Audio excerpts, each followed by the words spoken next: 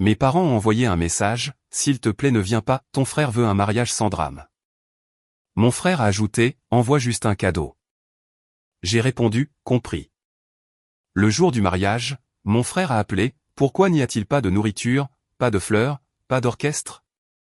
Le message est arrivé entre deux courriels. Il s'est glissé silencieusement dans ma boîte de réception comme une petite chose qui, d'une manière ou d'une autre, a tout changé. Je suis Adèle Lane, une coordinatrice de projet vivant à Portland, en Oregon. Mes journées sont généralement prévisibles, des budgets, des échéances, des appels sans fin. Mais cet après-midi-là, mon téléphone a vibré et tout ce qui était ordinaire s'est arrêté. Le premier message venait de mes parents, « S'il te plaît ne viens pas. Ton frère veut un mariage sans drame. » J'ai cligné des yeux, pensant que c'était une blague. Avant que je puisse taper une réponse, un autre message est apparu. Celui-ci venait de mon frère, « Envoie juste un cadeau. » La lumière de l'écran semblait trop vive.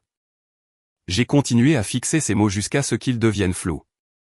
Pas par tristesse, ni même par colère, juste une incrédulité sourde et silencieuse.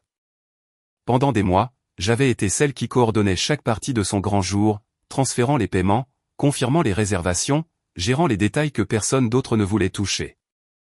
J'ai ouvert le dossier partagé intitulé « Le budget de mariage » et j'ai parcouru chaque paiement que j'avais validé, la compte pour le lieu, le traiteur, la décoration florale et la musique. Chaque ligne portait mes initiales. J'avais pensé que je construisais quelque chose pour la famille. Il s'est avéré que je ne faisais que financer une performance à laquelle je n'étais pas invité. J'ai verrouillé mon téléphone et j'ai regardé par la fenêtre. La ville continuait de bouger, mais moi, je ne le pouvais pas. Ils voulaient un mariage sans drame. Très bien, ils auraient exactement ça. Si on vous a déjà dit de vous taire pour la tranquillité de quelqu'un d'autre, restez avec moi jusqu'à la fin. Cette histoire vous fera repenser à ce que signifie la famille lorsque le silence devient la chose la plus bruyante dans la pièce.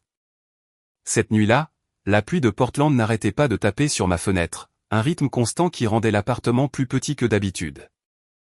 J'ai ouvert mon ordinateur portable, la lueur de l'écran se répandant sur mon bureau. Le dossier intitulé « Le budget de mariage » Ethan et Claire attendait là où je l'avais laissé. Je l'ai ouvert et les chiffres m'ont dévisagé, impitoyables et nets. 38 412 $. Chaque centime provenait de mon compte. Chaque virement, chaque courriel de confirmation, chaque signature numérique portait mon nom. Pendant des mois, j'avais traité ces paiements comme des actes d'amour, pas des transactions. Quand maman m'a dit un jour, « Tu es la raison pour laquelle cette famille fonctionne », je l'ai cru. Elle l'a dit quand j'ai viré la compte pour le lieu, quand j'ai réservé le traiteur après qu'Ethan ait oublié, quand j'ai passé un week-end entier à comparer les arrangements floraux pour que Claire puisse se concentrer uniquement sur son bonheur.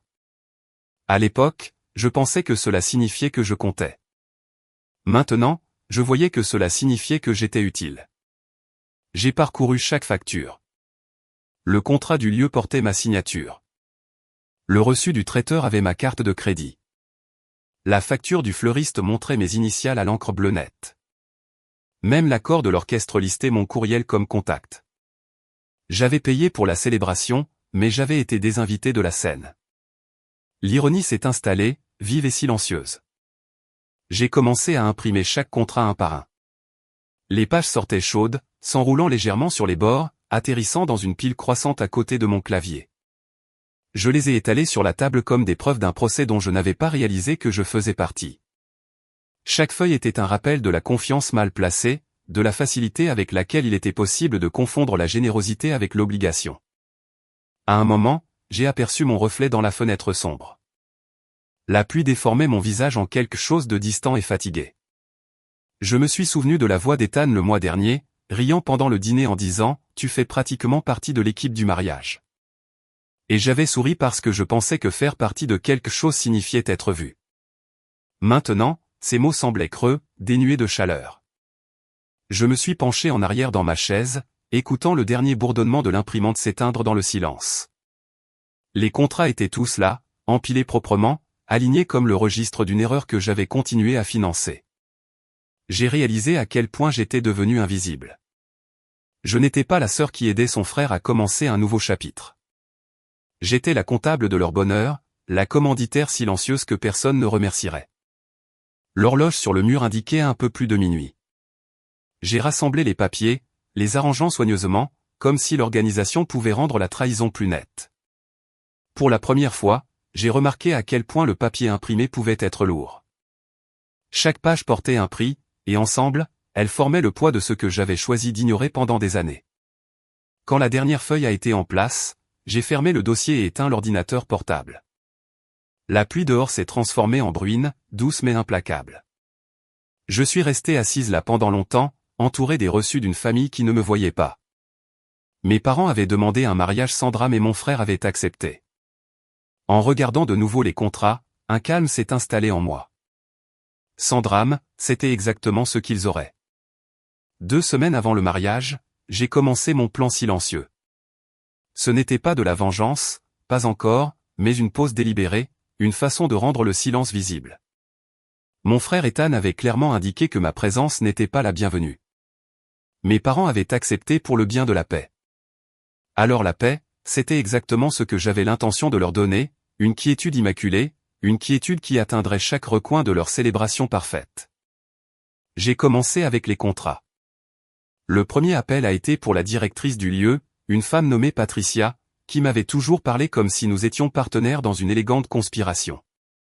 Je lui ai dit qu'il y aurait une brève suspension du calendrier de paiement. Juste une petite révision administrative, ai-je dit, en gardant un ton professionnel. Elle a hésité et a demandé, « Dois-je appeler votre mère pour confirmer ?» J'ai souri à la question, bien qu'elle ne puisse pas le voir. « Pas encore », ai-je répondu doucement. « Je vous ferai savoir quand ce sera le moment. » Ensuite, ce fut l'entreprise de traiteur. Le directeur, Alan, se souvenait de chaque plat que j'avais approuvé. Quand je lui ai dit de suspendre le versement final, il a semblé perplexe. « Tout va bien, mademoiselle Lan ?» a-t-il demandé. « Parfaitement bien, ai-je dit. J'aligne juste les budgets. » La phrase est sortie fluide, vide d'émotion. Cela a semblé le rassurer, ce qui était le but. Je ne voulais pas d'alarme. Je voulais le contrôle. Le fleuriste a suivi, puis l'orchestre, puis le photographe. Chaque conversation s'est déroulée de la même manière. Moi, calme, courtoise, efficace. Je leur ai tous demandé de suspendre, jamais d'annuler. L'annulation causerait du bruit et le bruit attire l'attention. Ce dont j'avais besoin, c'était d'une précision silencieuse. À la fin de cette semaine, chaque paiement majeur était gelé, chaque facture redirigée. J'ai transféré le solde restant du compte partagé vers un nouveau compte privé, en l'étiquetant avec la même précision que j'utilisais autrefois pour leur budget, rétention temporaire, audit personnel. C'était clinique, détaché, et pourtant étrangement satisfaisant. Je ne volais pas. Je récupérais ce qui avait été déguisé en générosité. Chaque soir, je prenais des notes dans un petit registre, listant chaque fournisseur et la date à laquelle je les avais suspendus. J'ai ajouté des rappels et des alertes qui disaient « Aucun paiement au-delà d'aujourd'hui ». L'écriture était nette, délibérée, un reflet du calme que je voulais maintenir. Chaque coup de stylo me stabilisait, rendant la situation moins comme une trahison et plus comme de la comptabilité. Mon téléphone a vibré un soir alors que je travaillais sur la liste. Le nom d'Ethan est apparu sur l'écran. « Tu te souviens des choix finaux du menu ?» a-t-il envoyé par message. J'ai regardé le message un instant avant de répondre, « Tu le sauras bien assez tôt. » Ce n'était pas du sarcasme, seulement une vérité qui attendait d'arriver. Ensuite, je me suis assise et j'ai pensé à la voix de maman me disant de ne pas rendre les choses difficiles. Elle disait que l'amour se mesurait à la quantité que l'on pouvait donner sans attendre de reconnaissance. Pendant des années, je l'ai cru. Maintenant, je comprenais que le silence n'était pas toujours de l'amour. Parfois, c'était la permission pour les autres d'oublier que vous existiez. Au fil des jours, j'ai répété chaque étape comme une performance que personne ne verrait. Les courriels de mariage de Claire ont commencé à remplir ma boîte de réception, des demandes de détails de dernière minute, de palettes de couleurs, de listes d'invités. J'ai répondu poliment, joignant d'anciens fichiers mais retenant les nouveaux. Elle m'a remercié avec des points d'exclamation. J'ai répondu avec des points. La veille de l'échéance des paiements, j'ai tout vérifié une dernière fois. Chaque contrat était suspendu. Chaque paiement automatique arrêté. L'événement dépendait entièrement de mon autorisation, et je l'avais retiré sans un bruit. J'ai regardé le curseur clignoter sur l'écran, un battement de cœur impatient contre le calme. Quand j'ai finalement fermé l'ordinateur portable, j'ai ressenti quelque chose proche de la paix. Dehors, les lumières nocturnes de Portland se reflétaient dans les rues trempées de pluie, scintillant comme du verre brisé. Je n'avais encore rien détruit, mais j'avais redessiné les lignes. Il voulait un mariage sans moi. Je m'assurais simplement que cette absence ait un sens. Une semaine plus tard, j'ai retrouvé ma meilleure amie, Marin, dans un café du centre-ville. Marin me connaissait depuis l'université. Elle était la seule personne qui comprenait le silence entre mes mots. Elle a levé les yeux dès que je me suis assise. « Tu es sûr de ça ?» a-t-elle demandé, la voix basse, prudente, comme si les murs pouvaient écouter. Il n'y avait aucun jugement dans son ton, seulement de l'inquiétude. J'ai remué le sucre dans mon café jusqu'à ce qu'il se dissolve et j'ai dit, il voulait la paix. Je leur donne exactement ça. Marin a étudié mon visage un moment avant de parler à nouveau. Tu ne fais pas ça par dépit, a-t-elle demandé. J'ai secoué la tête. Non, j'en ai juste assez de prétendre que l'argent peut remplacer le respect. Elle a hoché la tête lentement, comme si elle s'attendait à cette réponse, mais espérait toujours que je la retire. Un instant, aucune de nous n'a parlé. Le café était rempli du doux bourdonnement des machines et du faible son de la pluie tapant contre la vitre. Puis elle a dit, peut-être ne réagis pas, Adèle. Laisse tes actions parler pour toi. Ses mots étaient calmes, mais ses yeux trahissaient l'inquiétude. Elle m'avait déjà vu craquer, de manière plus discrète, pour des déceptions plus petites. C'était différent. C'était délibéré. Je ne réagis pas, lui ai-je dit. Je pose une limite. Le dire à voix haute semblait étrange, comme si j'entendais ma propre voix pour la première fois après des années de silence.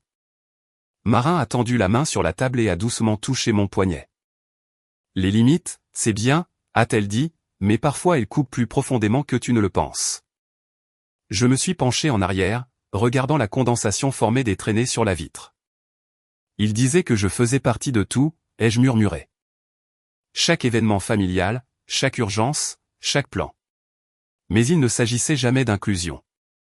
Il s'agissait de commodité. Je faisais en sorte que les choses fonctionnent. C'est tout ce qu'il voyait. Marin a écouté sans interrompre. Elle avait toujours su quand se taire. Les familles peuvent aimer et quand même t'utiliser, a-t-elle dit finalement. C'est une dure vérité à affronter. J'ai hoché la tête, prenant une gorgée de café devenu tiède. Cette fois, je ne paie pas pour leur confort, ai-je dit. Elle m'a regardé avec une admiration tranquille, bien que l'inquiétude persistât derrière son expression calme. Tu ne vas pas les prévenir à l'avance, a-t-elle demandé. Non, ai-je dit. Aucun avertissement. J'ai passé toute ma vie à leur donner des chances de remarquer. Ils ne l'ont jamais fait. Ils ne voient la valeur que lorsque cela les avantage. Alors, ils le découvriront comme je l'ai découvert, par surprise. Marin a souri faiblement. C'est froid, a-t-elle dit, mais sans méchanceté. C'est précis, ai-je répondu. C'est juste. Le serveur est venu remplir nos tasses, et nous nous sommes tus jusqu'à son départ. L'odeur des grains torréfiés emplissait l'air, nous ramenant au présent. Marin a posé son menton sur sa main. Tu te demandes parfois s'ils comprendront pourquoi, a-t-elle demandé. La compréhension n'est pas requise, ai-je dit. Seulement la conséquence. Nous sommes restés assises là un moment, le bruit de la circulation montant et s'estompant dehors. J'ai pensé à quel point il était paisible d'être avec quelqu'un qui n'exigeait pas d'explication. Marin n'essayait pas de me faire changer d'avis. Elle en était témoin. Avant de partir, elle a de nouveau posé sa main sur la mienne. Le silence est parfois la protestation la plus bruyante, a-t-elle dit doucement. J'ai croisé son regard et j'ai hoché la tête, sachant qu'elle avait raison. Il n'y avait pas besoin de crier, pas besoin de se justifier. L'absence de mon argent, de mon effort, de ma présence parlerait pour moi. En sortant sous la pluie, elle a resserré son manteau et j'ai fait de même. Le froid semblait plus vif, plus pur. Pour la première fois depuis des années, je ne portais pas leur fardeau. 4 jours avant le mariage, j'ai vérifié mon application bancaire. La lumière du matin filtrait faiblement à travers les stores, zébrant le sol de lignes pâles. Je ne m'attendais à aucun mouvement sur mes comptes, mais les chiffres ont immédiatement attiré mon attention. Un des sous-comptes avait une nouvelle transaction, $2000 transférés, avec la mention pour le fleuriste soigneusement inscrite. L'expéditeur était ma mère, Linda. Pendant un instant, j'ai juste fixé l'écran. Ce n'était pas le montant qui me dérangeait. C'était le message écrit entre les chiffres, l'hypothèse silencieuse qu'elle avait toujours accès, qu'elle pouvait prendre sans demander parce que cela avait toujours été ainsi. Dans ma famille, le contrôle financier n'avait jamais nécessité de permission. C'était masqué en contribution familiale, comme si la générosité effaçait les limites. Je ne l'ai pas appelé. Je n'ai pas envoyé de message ni confronté. La confrontation était du bruit, et je m'étais promis le silence. À la place, j'ai ouvert le menu des paramètres, sélectionné et géré les accès et révoqué toutes les autorisations partagées liées au compte de ma mère. Puis j'ai changé le mot de passe, mis à jour l'adresse de récupération et ajouté une vérification en 2 étapes dont elle ne connaîtrait jamais l'existence. Quand le courriel de confirmation est arrivé, je l'ai lu 2 fois avant de fermer l'application. Le sentiment de finalité était étrange, moins comme couper les ponts que comme sceller une porte qui était restée ouverte trop longtemps. Cet après-midi-là, je me suis assise à mon bureau et j'ai rédigé une série de messages. Le premier était destiné au fournisseur du mariage. Un avis poli et ferme confirmant la suspension de tous les paiements. À compter de maintenant, ai-je écrit, veuillez considérer nos accords précédents comme inactifs jusqu'à nouvelle confirmation de ma part. J'ai utilisé un langage simple et professionnel, en faisant attention à ne pas paraître émotive. Puis j'ai copié le même message dans un second courriel pour l'agence événementielle gérant la coordination du mariage, en ajoutant une ligne de plus, veuillez supprimer toutes les informations de paiement stockées associées à mon compte. Les réponses sont arrivées par vagues, d'abord des accusés de réception automatisée, puis de courtes confirmations du personnel. Certains semblaient confus, d'autres indifférents. Peu importait. Je voulais des registres, pas des explications. Le soir, le côté numérique de tout était propre. Aucune carte enregistrée, aucune facture liée, aucune transaction en attente. Les fils financiers qui m'avaient connecté au mariage étaient coupés avec une précision silencieuse. Vers 19h, mon téléphone a vibré avec un nouveau message. C'était d'Ethan. Merci d'être compréhensive, a-t-il écrit. Les mots brillaient sur l'écran comme une pensée après coup, négligente et détachée. Il n'y avait aucune mention de l'argent, aucun indice de conscience du poids de ce pourquoi il me remerciait. J'ai fixé le message jusqu'à ce que l'écran s'assombrisse, puis j'ai verrouillé le téléphone sans répondre. Le dîner ce soir-là fut silencieux. La ville à l'extérieur de ma fenêtre bougeait à son rythme habituel. Des voitures qui passent, des sirènes, des gens lointains qui rient quelque part en bas. J'ai mangé sans rien goûter. Mes pensées tournaient autour de l'idée de permission. Combien j'en avais donné, combien peu il l'avait remarqué. Plus tard, j'ai ouvert le tiroir à côté de mon bureau. L'invitation au mariage était là, encore impeccable dans son enveloppe, du papier crème bordé d'or. Ensemble avec leur famille, disait-elle, comme si la phrase elle-même pouvait effacer toutes les fractures qui avaient mené ici. J'ai passé mon pouce sur les lettres en relief, sentant la texture de mots qui ne m'incluaient plus. J'ai posé l'invitation à plat sur le bureau et j'ai murmuré à personne, ceci est ma réponse. Les mots étaient doux, presque gentils. Il ne restait plus de colère, seulement une calme certitude.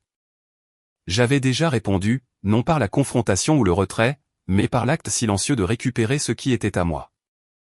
Dehors, les lampadaires se sont allumés un par un. Quelque part, j'imaginais ma mère préparant des fleurs qui ne seraient jamais livrées. Mon frère finalisant une célébration qui se désagrégeait déjà. Le silence entre nous était maintenant complet. Ni lourd, ni cruel, juste mérité. Le samedi matin est arrivé, clair et lumineux, le genre de journée faite pour les mariages. L'air était encore doux avec l'odeur des grains de café torréfiés et quelque chose de faiblement électrique, comme la pause avant une tempête. Je me suis assise près de la fenêtre, regardant les rues tranquilles de Portland s'éveiller. Mon téléphone a commencé à vibrer contre la table, une fois, puis une autre, puis encore une autre. Le premier message d'Ethan a clignoté, le traiteur n'est pas là. Avant même que je puisse siroter mon café, un autre a suivi, le fleuriste a annulé. Un troisième message a clignoté, où est l'orchestre? Je n'ai pas répondu. L'écran continuait de s'allumer, un rythme implacable de confusion et de panique. Les appels ont commencé à arriver, les uns après les autres, son nom brillant en lettres blanches. Je les ai laissés sonner. La maison semblait paisible en contraste avec le chaos que j'imaginais se dérouler quelque part en ville. Quand j'ai finalement décroché, sa voix était aiguë, presque tremblante. « Adèle, qu'as-tu fait ? Il n'y a pas de nourriture, pas de musique, pas de fleurs. Tout le monde pose des questions. » J'ai pris une lente inspiration, remuant le café qui avait refroidi. « Juste un petit cadeau, Ethan, » ai-je dit tranquillement. « N'en fais pas toute une histoire. » Il y eut un silence à l'autre bout du fil, épais et inégal. « Tu ne peux pas être sérieuse, » a-t-il dit finalement. « C'est insensé. » Ces mots trébuchaient, lourds d'incrédulité. « Je suis parfaitement sérieuse, » ai-je répondu. « Tu voulais la paix. Tu l'as. » Puis j'ai mis fin à l'appel. La pluie a commencé 1 heure plus tard, douce au début, puis régulière. J'ai laissé la fenêtre ouverte juste assez pour l'entendre taper contre le rebord. Le son a rempli la pièce d'un calme étrange, lavant les restes de culpabilité qui avaient tenté de s'installer. Je n'étais plus en colère. Je n'étais même pas triste. Je me sentais juste au bout. Mon téléphone continuait de vibrer sur le comptoir, l'écran affichant les appels manqués. Maman, puis papa, puis Ethan à nouveau. Je l'ai retourné face contre table et j'ai écouté la pluie jusqu'à ce que le bruit se fonde dans le brouhaha de fond. De l'autre côté de la ville, le mariage devait être en train de s'effondrer. Je pouvais imaginer la salle de réception vide, les invités debout, incertains dans leur tenue de cérémonie, l'orchestre qui n'arrivait jamais, les tables nues à l'exception des serviettes pliées et des bougies éteintes. Claire, la mariée, devait probablement pleurer. Elle m'avait un jour envoyé des messages sur les couleurs des centres de table, ces messages remplis de points d'exclamation joyeux. Je pouvais presque la voir maintenant, le mascara coulant, chuchotant à quelqu'un avec incrédulité, « Elle ne ferait pas ça, n'est-ce pas ? » Linda serait furieuse. Elle se déplacerait dans le lieu comme une tempête enveloppée de soie, exigeant des réponses que personne ne pourrait donner. Papa, Robert, se tiendrait à ses côtés en silence, la mâchoire serrée, les yeux fuyant partout sauf vers elle. Il avait toujours préféré l'évitement à la confrontation. En début d'après-midi, le soleil a disparu derrière des nuages gris. La pluie est devenue plus forte, assez régulière pour brouiller la ville à l'extérieur de ma fenêtre. J'ai regardé une seule goutte ramper le long de la vitre, se diviser en 2 traînées plus petites avant de disparaître sur le bord.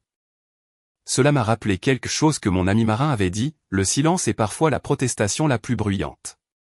J'ai pris une autre gorgée de mon café froid et je me suis penché en arrière. Quelque part dans ce chaos, ils finiraient par réaliser ce que j'avais fait, non par cruauté, mais par clarté. Chaque facture qu'ils avaient ignorée, chaque effort qu'ils avaient tenu pour acquis avait mené à ce moment. L'absence qu'ils avaient exigée était enfin tangible. Le téléphone a sonné une dernière fois avant de se taire. Je l'ai laissé faire. Le silence qui a suivi était le son le plus pur que j'ai jamais entendu. Dehors, la pluie de Portland continuait de tomber en rideaux d'argent. Je suis resté près de la fenêtre jusqu'au crépuscule, laissant l'air frais remplir la pièce. Mes mains reposaient autour de la tasse vide, chaude seulement par le souvenir. Le mariage se déroulait quelque part sans nourriture, sans fleurs, sans moi. Et pour la première fois depuis des années, cela semblait exactement juste. On a frappé à ma porte tôt ce matin-là. J'ai hésité un instant avant d'ouvrir. Linda se tenait devant moi, le visage pâle d'épuisement, et Robert était à ses côtés, son expression indéchiffrable. Aucun n'a parlé au début. L'air entre nous semblait lourd, tendu par tout ce qui n'avait pas été dit. Linda est entrée sans attendre d'être invitée. Robert l'a suivie plus lentement, gardant une distance prudente comme si la proximité pouvait enflammer quelque chose qu'aucun d'eux n'était prêt à affronter. J'ai fermé la porte derrière eux et je suis resté près d'elle. Elle s'est tournée vers moi, la voix tendue, « Pourquoi humilierais-tu ton frère comme ça ?» J'ai croisé son regard. Je n'ai humilié personne. J'ai juste arrêté de payer pour un spectacle auquel je n'étais pas invité. Sa bouche s'est crispée. Un spectacle ? C'était son mariage. Tu as tourné ta propre famille en dérision. Je n'ai rien tourné en dérision, ai-je dit calmement. J'ai simplement retiré mon nom de la facture que vous vous attendiez à ce que je signe sans poser de questions. La voix de Robert s'est faite basse. Adèle, ton frère était dévasté.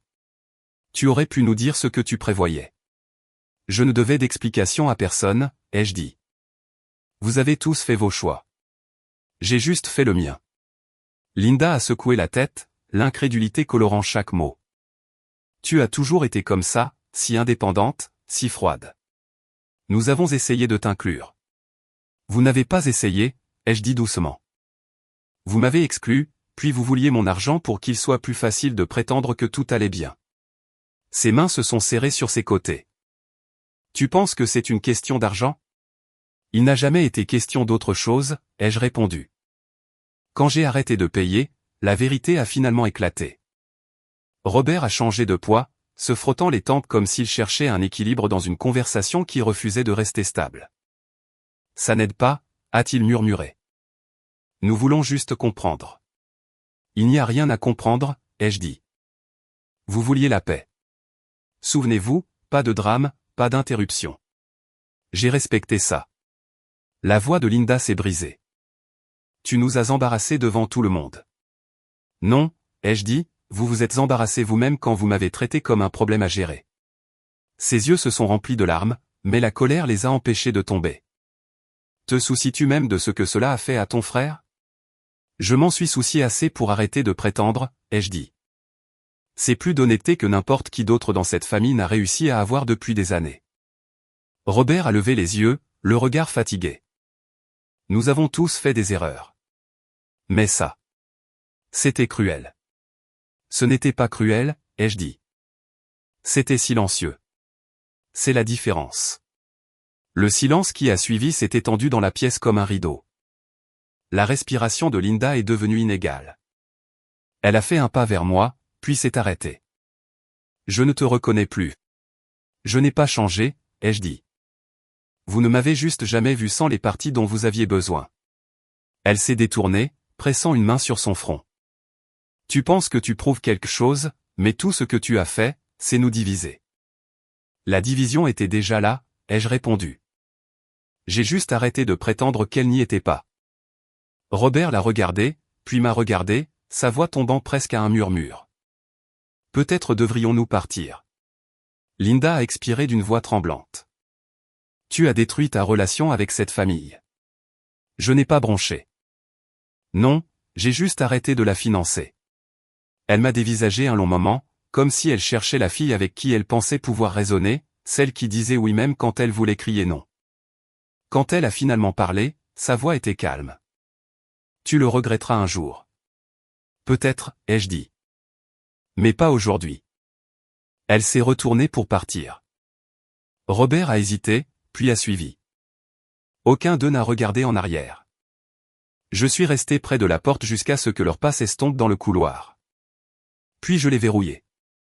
Un instant, j'ai écouté le faible écho du loquet qui se mettait en place. Le calme a rempli l'appartement comme une chose vivante, familière et étrangement réconfortante. Je me suis dirigé vers la table où l'invitation de la veille était encore posée. Ma main l'a effleurée, traçant les lettres en relief qui ne signifiaient plus rien. C'est la paix que vous vouliez, ai-je chuchoté. Puis, après une pause, j'ai ajouté, et c'est le silence que vous avez mérité. Les mots semblaient stables, non amers. Ils flottaient dans l'air comme la fermeture d'un livre que je n'avais plus besoin de rouvrir. 3 mois plus tard, Portland semblait plus calme. J'avais déménagé à Seattle, échangeant la silhouette grise familière contre une qui ne contenait aucun souvenir. La mutation est arrivée plus vite que prévu, et je l'ai acceptée sans hésitation. Un nouveau bureau, un appartement plus petit, des matins qui commençaient avec le bruit des ferries au lieu des messages familiaux que je ne lisais plus. Il y avait de la paix dans la routine, dans le fait de faire du café pour une personne, de savoir que le silence s'était enfin installé là où le chaos régnait autrefois. Un après-midi, un courriel d'Ethan est arrivé.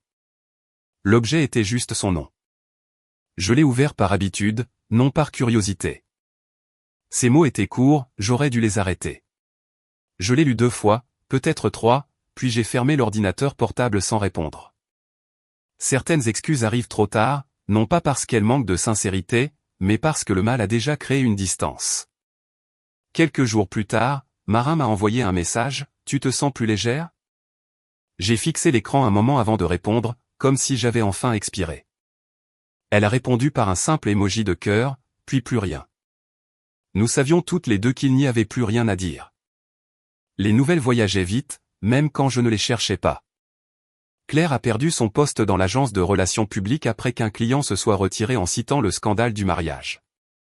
Ethan a essayé de la défendre, mais la réputation se déplace plus vite que la raison. Linda a été discrètement retirée du comité de collecte de fonds de l'église après que des questions aient été soulevées sur un détournement de fonds. Personne ne l'a dit à voix haute, mais tout le monde savait pourquoi. Les mêmes mains qui déplaçaient l'argent si facilement avaient finalement été remarquées. Quand j'ai appris tout cela, je ne me suis pas senti vengé. J'ai ressenti une étrange quiétude, comme si je regardais une tempête de loin après y avoir survécu. J'ai ouvert mon journal ce soir-là et j'ai écrit une ligne qui résonnait dans ma tête, parfois, la paix ressemble à de la distance. Puis j'ai fermé le livre, éteint la lumière et laissé le calme demeurer. Parfois, la paix ne se trouve pas dans le pardon, mais dans la distance. Vous pouvez aimer votre famille et quand même vous choisir lorsqu'ils cessent de vous respecter. Laisser partir ne signifie pas la haine. Cela signifie honorer vos limites. Le silence n'est pas la vengeance. C'est la clarté. Plus je vieillis, plus je comprends que la paix n'est pas toujours chaleureuse ou mutuelle. Parfois, c'est simplement la décision d'arrêter de se tenir dans le feu et de recommencer à respirer. Merci d'être resté avec moi jusqu'à la toute fin. Si vous avez déjà dû vous éloigner de votre famille pour protéger votre paix, je vous comprends. Partagez votre histoire ou vos pensées dans les commentaires. Je lis chacun d'entre eux. Peut-être que votre version de la paix est différente, peut-être pas. Quoi qu'il en soit, j'aimerais savoir ce que la paix signifie pour